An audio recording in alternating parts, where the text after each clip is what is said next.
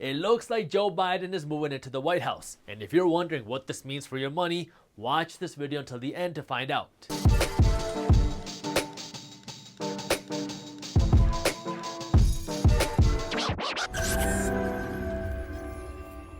What's up everybody, I am Jaspreet Singh from theMinorityMindset.com and welcome to The Minority Mindset. After a very heated election, it looks like Joe Biden has won. Although there are lawsuits still going on and President Trump doesn't agree, but Joe Biden is doing things and living life as if he is the 46th President of the United States. Now, I'm not here to debate about who should be president or voting or anything like that. I'm here to talk about your wallet. More specifically, how will Joe Biden's policies affect your money and your wallet? There are 5 ways that I'm going to be going over in this video of how Joe Biden and his policies will affect your wallet. First has to do with income taxes. Second is homes and the housing market. Third is capital gains. Fourth is businesses and how businesses will be taxed. And fifth is the probability of all of this happening. These are the 5 things that I'm going to be talking about in this video, so make sure you watch this video until the end. But before we get into that, I need you to do me a quick favor and smash that thumbs up button below. The way the YouTube algorithm works, if you do not smash that thumbs up button, then YouTube is much less likely to show you and other people our financial news and education videos. We're going to start by talking about the first thing,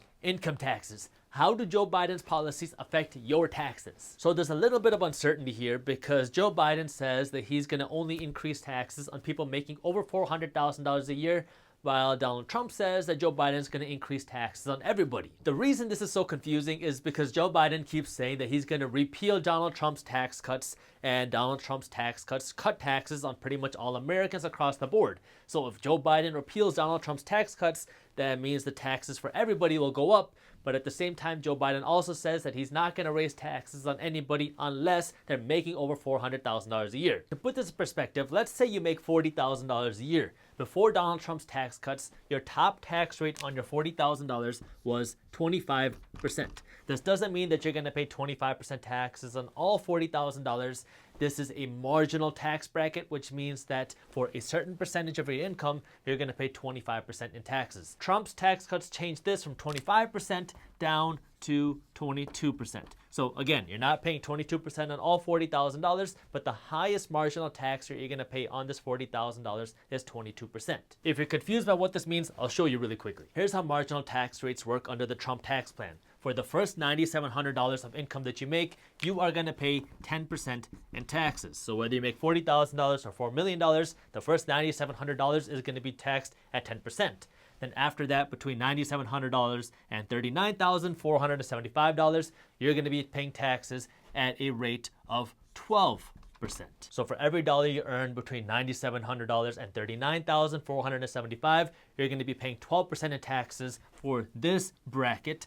And then for every dollar you earn between $39,476 and just above $84,000, you are going to be paying 22% taxes. So this again is a marginal tax bracket, which means this is how much money you're paying in taxes for this bracket. And so now if you're making $40,000 a year, your top tax bracket is right in here because $40,000 is between $39,000 and $84,000. So your top tax bracket is 22%. These are the numbers under the Trump tax plan. Before the Trump tax plan, they were a little bit higher because the top tax rate for someone making $40,000 was 25%.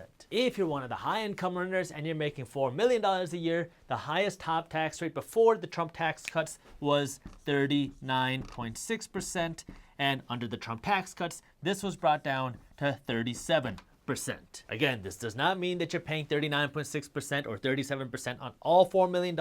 It's on all money in the top tax bracket like I just showed you. What we know for sure is that Joe Biden wants to increase taxes on all people making over $400,000 a year, and he wants to bring it back to 39.6% as the top tax bracket. So this is what we know for sure. If you make over $400,000 a year, Joe Biden's goal is to bring it back up to 39.6%.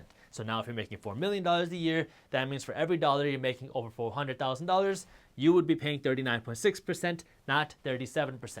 The question mark is whether that would also happen here, because Joe Biden says that he wants to repeal Donald Trump's tax cuts, but he also says that he only wants to raise taxes on people over $400,000 a year. So this is where the uncertainty is, whether if someone's making under $400,000 a year, if their tax rates are going to go back up. The second major change that Joe Biden's proposing is Social Security taxes. So as you know, Social Security is dying. I mean, it's running out of money, and so Joe Biden's plan is to raise Social Security taxes. Right now, the way Social Security taxes work is 12.4% of income is taxed for Social Security only. This is in addition to your income taxes. 12.4% of your income goes to Social Security as long as you make under $137,700 a year. So for your first $137,700 a year, 12.4% of your income goes to Social Security. And again, this is in addition to your income taxes. Now, out of this 12.4%, 6.2% is paid by your employer and 6.2% is paid by you. So your boss is paying some of your Social Security taxes and you're paying the other half of your Social Security taxes. But if you make over $137,700 a year, you're only paying the Social Security taxes on the first $137,700. After this, you're not paying any Social Security taxes, but Joe Biden wants to change that. Joe Biden wants to create this kind of like donut hole tax structure where if you make under $137,700, you have to pay the Social Security taxes of 12.4%. But if you make money, if you make income over $400,000 a year, then you have to pay these taxes again. Every dollar you earn between $0 and $137,700, you're going to have to pay 6.2%, and your employer is going to have to pay 6.2% for Social Security. And then for every dollar you earn over $400,000 from your job, 6.2% is going to have to be paid by you for Social Security, and 6.2% is going to have to be paid by your employer for Social Security. So it creates kind of this donut hole, because for all this income, let's say, make that empty, all this income between $137,000 and $400,000, you don't have to pay Social Security taxes on it. So it creates this donut. So who does this affect the most? Well, we're uncertain for everybody making under $400,000 a year. It's very unclear what's going to happen to you. But for everybody making over $400,000 a year from their salary, so high income earners, doctors, attorneys, if you are one of those people, then you can expect your tax rate to go up. You're going to have to pay this higher income tax, and you might also be subject to Social Security taxes on every dollar you earn over $400,000, I missed a $0. Second, let's talk about homes. You might remember during the 2008 crash, when the whole real estate market collapsed, there was this incentive created by the government which gave first-time home buyers a $15,000 credit to buy a home. What this did was it incentivized people to buy a home, because you remember during that 2008 crash, nobody was buying a home. So they created this credit to make people more interested in buying a home for them to live in by giving people free $15,000 to buy their first home. Joe Biden wants to bring this $15,000 credit back for first-time home buyers. So he wants to bring back the American dream of buying a home by giving people free money, $15,000, to buy their first home. Now, obviously, there's a cost to free money, and there are problems that do arise when people buy homes who cannot afford them. We saw what happened in 2008.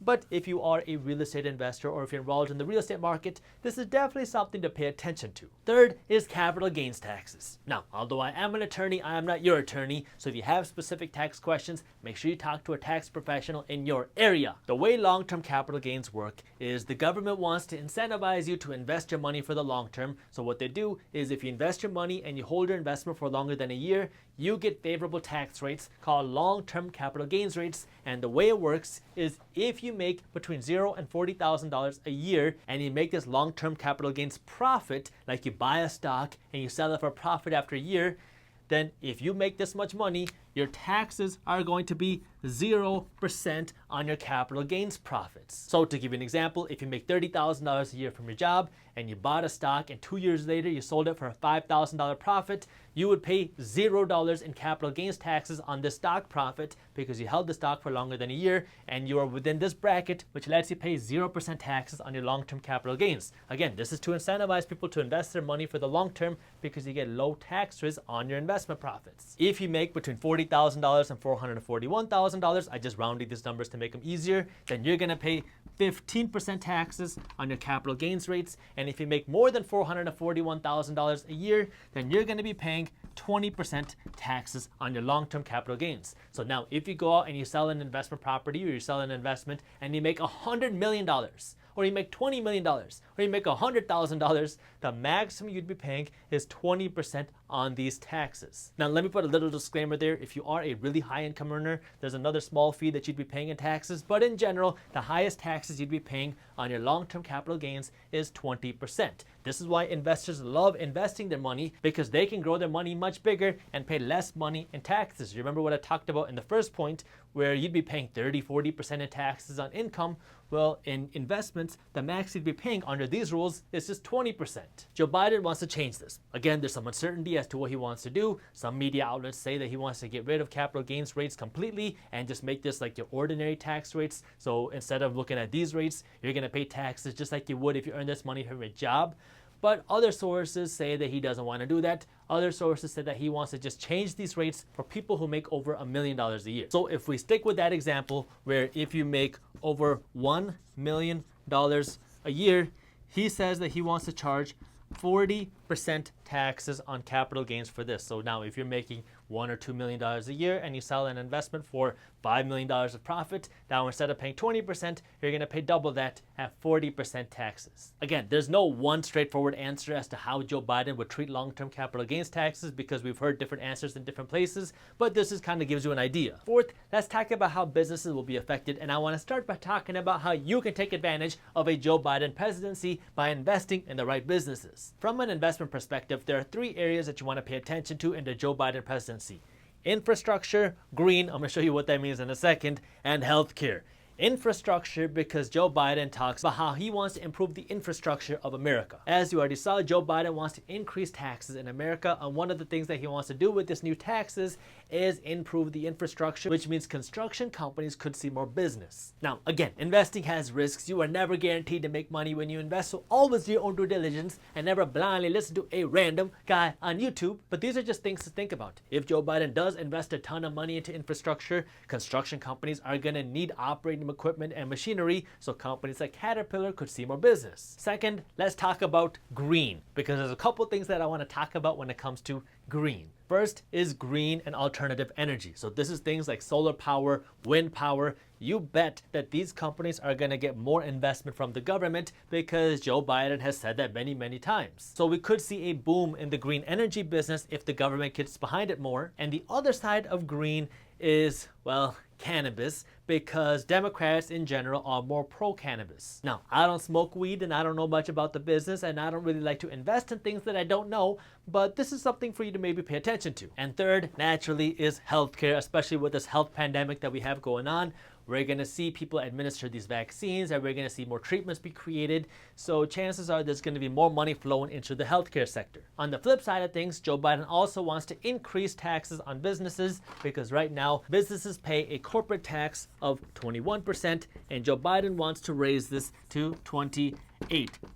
So he wants businesses to pay more money, and lots of Americans feel like they're cheated because they say that businesses are not paying their fair share, and so Joe Biden wants to make businesses pay more taxes. Now, you should understand that raising taxes on businesses is a double-edged sword, because businesses like to maintain a certain profit structure, and if businesses have to pay more money in taxes and they have less money in their bank account, you could see more layoffs and you could see less jobs, because businesses just have to pay more taxes to stay in business. So we talked about a lot of things that Joe Biden wants to do, but now we should talk about the probability of this happening. First, Joe Biden has to get into the White House. Now, Joe Biden thinks he has won, and the whole Democratic Party thinks he has won, but Donald Trump doesn't. So I don't know, it's a strange situation. But if he gets into the office, let's assume that that happens. Second, Joe Biden can't just come up with a plan and make it happen. We are a democracy, which means he needs this plan to be approved by the House and the Senate. This gets more into the political side of things, and I'm not a political commentator or a political expert by any means, but the House in general is more Democratic favored, and the Senate, at the time we're recording this video, still has more of a Republican majority. So if Joe Biden goes out there and he tries to pass these major tax plans, and the House passes it because they support Joe Biden, and then it goes to the Senate and they reject it because the Senate has more Republicans, then you're not going to see a lot of stuff get passed. So this is where there's more uncertainty as to what's actually going to get passed and how much of it is going to get passed, because you will see that people will try to pass plans with a bunch of different things packed into it, and then they're going to slip in different tax changes into it, kind of like piggybacking this like a Trojan horse to get it passed. and so we don't know what's gonna get passed or how much yet. So this is where the uncertainty lies. The key for you through all of this is to understand how you can take advantage of what's happening. That way you can take care of your family, you can take care of your finances. And this is where it helps us stay up to date on what's happening in the top finance and business news. And if you're looking for an easy way to do that, that's why we created the free Market Briefs newsletter, where our team first breaks down the top finance and business news, and then we show you how this news affects your wallet. That way you can be smart with your money. This newsletter is completely free, and you can subscribe to our free finance and business newsletter by clicking the link up here or by clicking the link in the description below. By the way, our financial news emails are separate from our financial education emails. Thank you for watching. If you enjoyed this video, share it with one friend, that way we can help spread the word. If you want to learn more about how you can save money during this holiday season, I already made a video on this, and you can watch this video on YouTube by clicking this button right over here. Thank you for watching, and as always, keep hustling.